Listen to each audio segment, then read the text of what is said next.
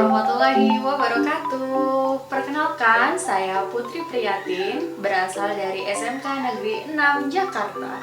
Saya adalah mahasiswi PPG dalam jabatan 2021 Angkatan 1 untuk LPTK Universitas Pendidikan Indonesia Bandung. Berikut adalah video praktek pembelajaran dalam bentuk peer teaching. Peer teaching kali ini merupakan implementasi dari perancangan dokumen sebelumnya yang meliputi dari 5 elemen. Yang pertama, ada RPP atau Rencana Pelaksanaan Pembelajaran dalam bentuk daring. Yang kedua, ada bahan ajar yaitu berupa modul. Yang ketiga, ada media pembelajaran dalam bentuk video maupun PowerPoint. Yang keempat, ada LKPD, lembar kerja peserta didik. Dan yang kelima, ada instrumen evaluasi yang meliputi penilaian sikap, keterampilan, dan pengetahuan. Berikut video praktik pembelajaran dalam bentuk peer teaching. Silahkan disimak.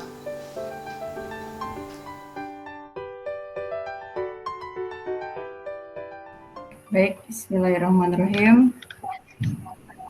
Assalamualaikum warahmatullahi wabarakatuh. Waalaikumsalam warahmatullahi wabarakatuh. Oke, terima kasih kalian sudah hadir di Google Meet pagi ini ya. Buat yang belum join, teman-temannya mohon diingatkan lagi karena memang linknya tadi udah dikirim di WA Group. Oke, sebelum kita mulai pembelajaran hari ini, boleh ketua kelas dipimpin untuk berdoa. Silahkan Nak Abdi.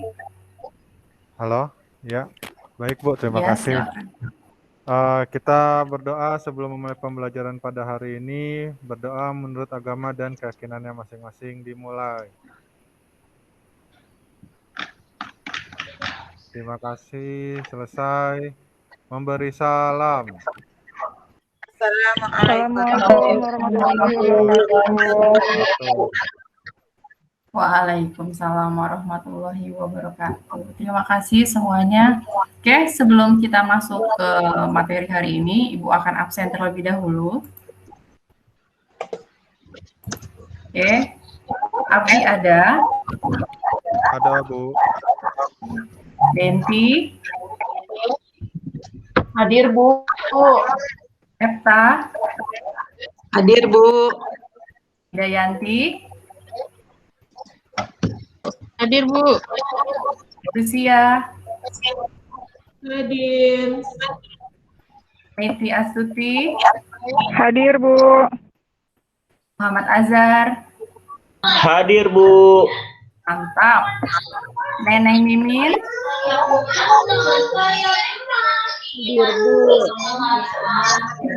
Nur Febri? Nur Ramona? Ada yang Nur Ramona? Hadir. Oke, Okta Yulianti? Saya hadir Bu. Oke, siap. Oke, ini sudah lengkap ya. Terima kasih semuanya yang sudah hadir. Oke, sebelum masuk materi, hari ini Ibu mau bahas tentang transaksi bisnis ya. Tapi sebelum masuk ke sini, walaupun Ibu sekedar motivasi ke kalian, walaupun kita memang kondisinya adalah masih pandemi, mudah-mudahan hal ini tidak membatasi kalian untuk terus semangat belajar. Apapun kondisinya, apapun hambatannya, harus tetap semangat. Karena ingat, hanya orang yang bersungguh-sungguh itu akan menjadi sukses. Oke.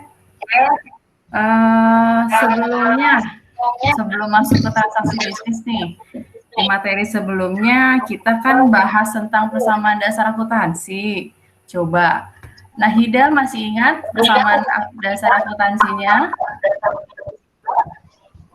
Oh, waktu yang kemarin ya Bu ya? Betul. Iya Bu. Iya, masih ingat persamaan dasar akuntansi? Iya Bu, masih. Boleh disebutkan? Oke, jadi aset sama dengan kewajiban plus modal Ibu. Tepat sekali, terima kasih Nahida. Betul ya, bahwa sebelumnya, di materi sebelumnya kita sudah banyak membahas terkait dengan kesamaan dasar akuntansi. Nah, sebelum masuk ke sini, PDA kemarin itu memang tentu ada kaitannya tentang transaksi bisnis, di mana transaksi bisnis ini merupakan aktivitas yang tentu harus dicatat oleh perusahaan. Nah, tujuannya apa sih kok kita mesti belajar transaksi bisnis ini gitu kan? Yang pertama adalah tujuannya kalian harus tahu ya. Kalian harus tahu tentang pengertian transaksi bisnis. Bukan hanya sekedar tahu tapi harus membedakan bahkan menganalisis ya sampai nanti bentuk jenis dokumen transaksinya tuh analisisnya seperti apa ya. Nah, nanti di akhir juga Ibu akan beri penugasan ya kepada kalian untuk membedakan transaksi di berbagai perusahaan, baik jasa, dagang, maupun manufaktur.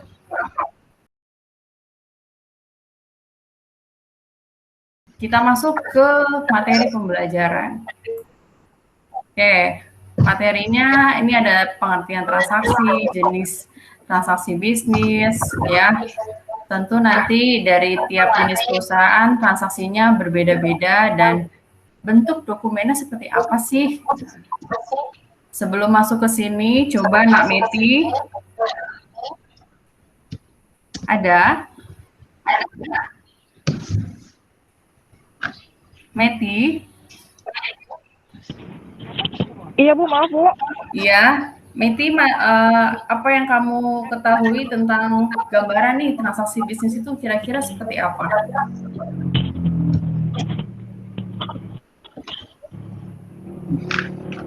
Maaf Bu, saya lagi di jalan. Oh iya. Bisa diulang Bu?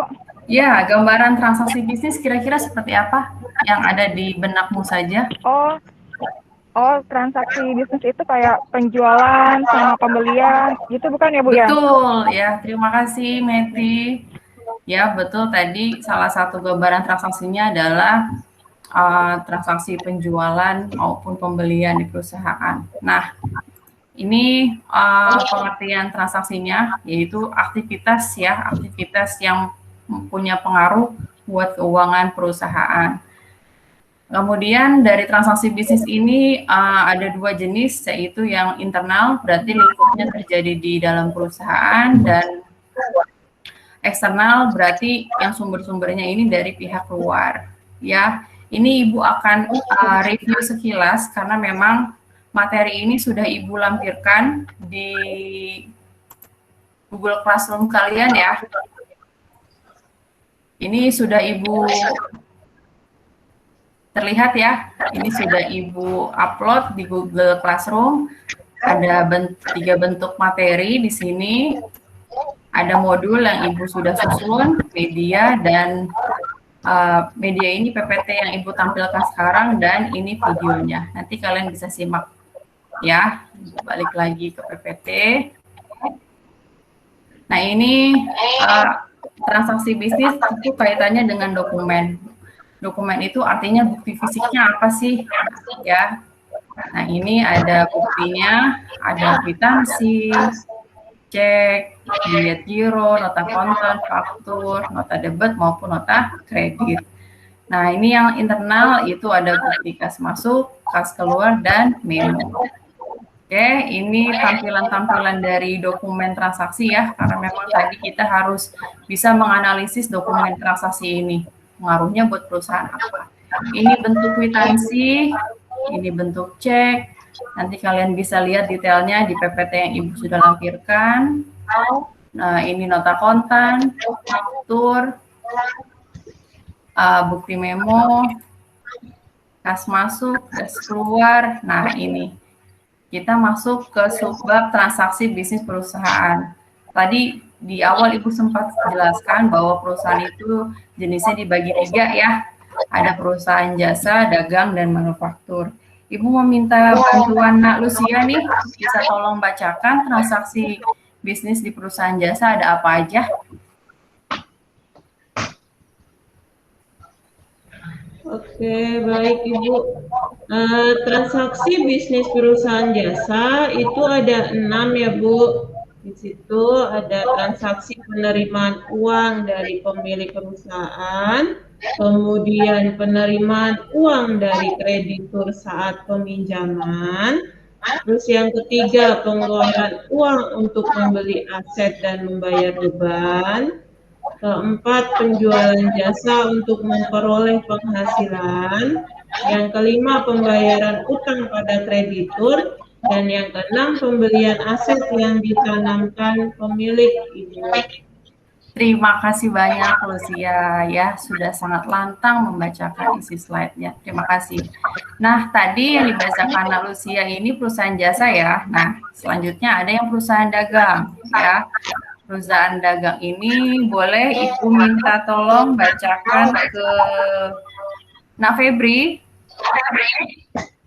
Iya Ibu, untuk transaksi bisnis perusahaan dagang ini yang pertama ada transaksi pembelian, kemudian ada transaksi potongan pembelian, transaksi retur pembelian, transaksi biaya angkut, transaksi penjualan, transaksi potongan penjualan, dan transaksi retur penjualan. Mantap, terima kasih Nak Febri, luar biasa. Nah, tadi sudah jasa, dagang, manufaktur. Nah, yang terakhir, jasa, dagang, yang terakhir adalah manufaktur. Boleh Ibu minta tolong Nak Epta? Boleh dibacakan?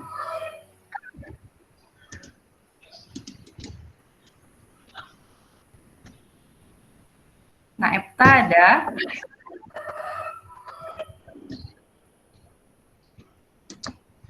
Sepertinya sedang ke kamar mandi, Bu. Oke, Nak Azhar aja ya, silakan, boleh. Transaksi bisnis perusahaan manufaktur itu terdiri dari transaksi pembelian bahan baku, kemudian transaksi bahan baku untuk proses produksi. Yang kedua ada transaksi pembayaran tenaga kerja langsung yang terlihat dalam kegiatan produksi. Yang ketiga ada transaksi biaya overhead pabrik yang timbul. Keempat, transaksi persediaan barang dalam proses produksi. Yang kelima ada transaksi penjualan barang jadi. Itu Bu. Terima kasih Nak Azhar. Nah, baik Bu. Oke, dari ketiga transaksi tadi, dari perusahaan jasa, dagang, dan manufaktur, kalian sudah bisa sedikitnya bisa membayangkan nih, oh transaksinya ternyata hampir mirip, tapi tetap memiliki perbedaan, ya. Nah, ini contohnya nih, ya. Ini ada contoh perusahaan S Hardware. Ini perusahaan apa ya? S Hardware ya? Jasa, dagang, atau manufaktur? Dagang. Oke. Kalau JNE? Jasa Bu. Oke. Terakhir Garuda Indonesia? Jasa. Pinter semua ya, anak-anak Ibu luar biasa. Oke, tadi Ibu sudah paparkan materi. Nah, sekarang masuk ke studi kasus ya. Ini studi kasusnya PT Mitra ini merupakan perusahaan yang bergerak di penjualan elektronik. Nah, satu hari Pak Adam itu karyawan pembelian ya, melakukan transaksi nih secara tunai dan menerima nota kontan. Nota kontan tersebut dikasih ke bagian keuangan perusahaan, tapi tidak diterima karena buktinya tidak sah. Ibu minta dari kelompok yang kemarin sudah dibuat, ya, silakan diskusikan. Yang pertama, masalah pokok dari kasus ini apa sih? Nah, kemudian yang kedua, penyebabnya apa? Yang ketiga, tindakan yang harus diambil Pak Adam sebagai karyawan pembelian itu apa ya yang harus dilakukan biar tidak terulang kembali. Nah, diskusi ini silakan kalian masuk ke link forum diskusi di Google Classroom. Ini Ibu sudah lampirkan link, silakan kalian klik. Ibu beri waktu 5 menit untuk diskusi. Ada pertanyaan?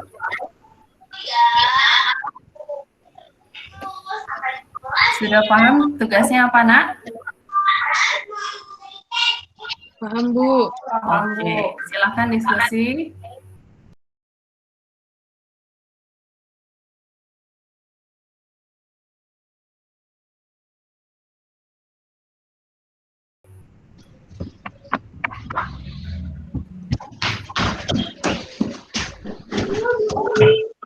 Oke, setelah hasil diskusi ya sudah berjalan 5 menit ternyata ya.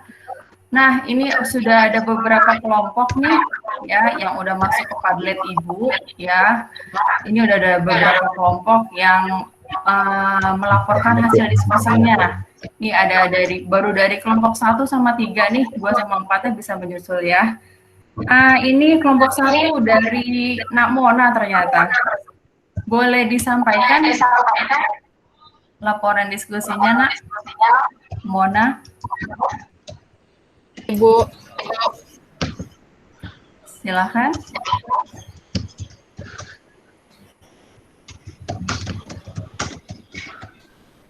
Laporan diskusinya, Bu ya. Iya. Identifikasi masalah pokok yang terjadi pada kasus tersebut, itu yang bukti transaksinya yang tidak sah, Bu. Oke. Kira-kira penyebabnya Kemudian, apa? Nota kontan sebagai bukti transaksi tidak memenuhi syarat sahnya dokumen transaksi, jadi harus dikembalikan ke pihak supplier. Oke. Kemudian tindakan yang diambil Pak Adam agar kejadian tersebut tidak terulang kembali, Pak Adam harus memeriksa bahwa bukti transaksi tersebut sudah memenuhi kriteria sahnya bukti transaksi, meliputi tanda tangan, tanggal, cap atau stempel, dan keterangan penjelas atas transaksi yang dilakukan. Itu, Bu, menurut kelompok saya.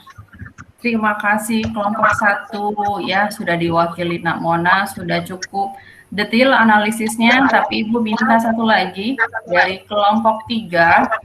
Silahkan dibaca, Nak Azhar. Ini dari kelompok 3, Nak Azhar rupanya.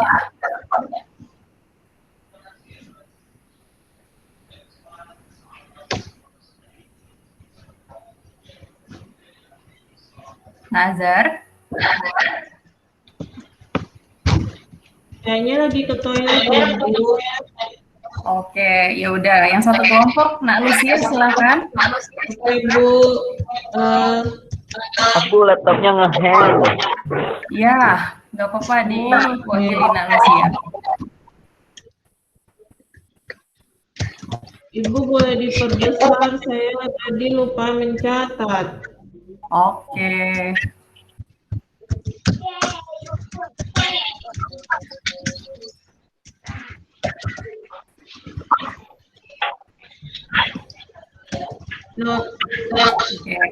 Ya, kelompok 3 menyampaikan nota kontan yang dikembalikan hak keuangan, Bu. Oke, masalahnya nota kontannya dibalikin tadi ya. Oke. Iya. Yang jawaban untuk yang kedua? Yang kedua, penyebabnya itu karyawan bagian pembelian tidak memeriksa persyaratan bukti transaksi yang sah atau yang legal, Ibu. Oke, jadi solusinya apa nih?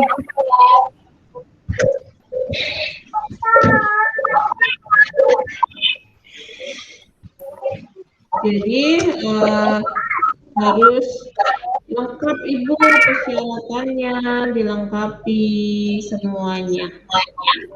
Oke, mantap ya. Terima kasih Nak Lucia, perwakilan dari kelompok 3.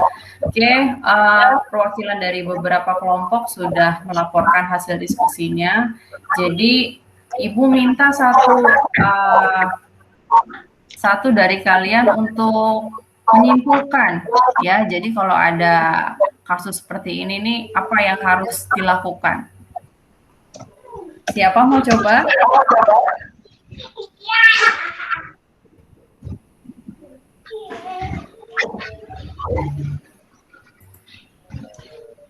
Saya Bu dari kelompok 2. Silakan, Nak Abdi.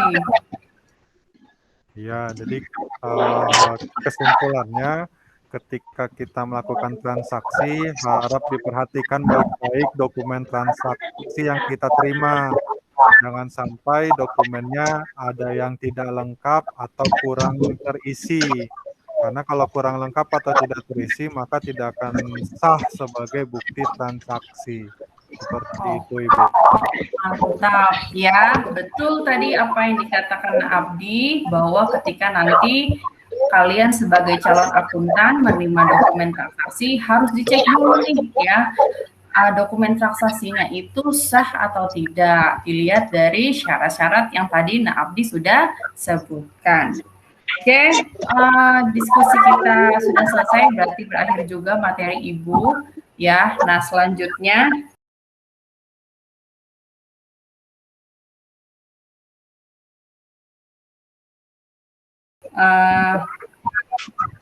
Ibu sudah menyiapkan ya tagihan tugas di Google Classroom kalian juga.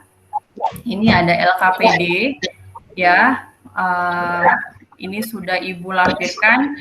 Ada soal penilaian, pengetahuan, dan keterampilan. Ya, jadi ini kalian bisa klik, akan muncul tampilannya seperti ini. Nanti bisa diklik masing-masing ya. Nanti bisa hasilnya bisa kalian upload lagi di Google Classroom ini. Seperti itu. Oke, sampai sini ada pertanyaan? Cukup jelas? Jelas, Bu. Alhamdulillah. Kalau sudah cukup jelas, minggu depan Ibu akan lanjut ya membahas soal LKPD yang kamu sudah kerjakan dan masuk ke pencatatan dokumen-dokumen tadi ya. Tadi kan kalian sudah analisis, nah kita harus lanjutkan untuk proses pencatatan. Oke, kalau begitu sesi belajar dengan Ibu sudah Ibu cukupkan. Mari kita ucap hamdalah, alhamdulillahirabbil alamin. Boleh ketua kelas dipimpin untuk doa penutup? Baik, Bu. Silakan Abdi.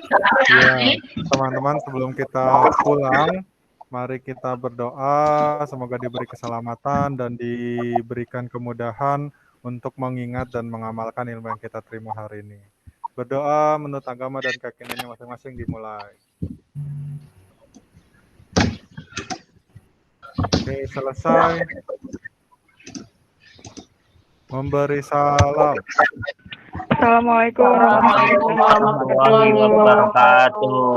Waalaikumsalam. Terima kasih, Putri. Semuanya. Makasih, Bu. Yuk. Alhamdulillah, Saudara Putri Priyatin sudah tampil. Demikianlah video praktik pembelajaran dalam bentuk peer teaching untuk mata pelajaran akuntansi dasar kelas 10 SMK. Semoga lewat video ini bisa menjadikan referensi dan wawasan bagi teman-teman peserta PPG untuk angkatan berikutnya. Terima kasih. Assalamualaikum warahmatullahi wabarakatuh.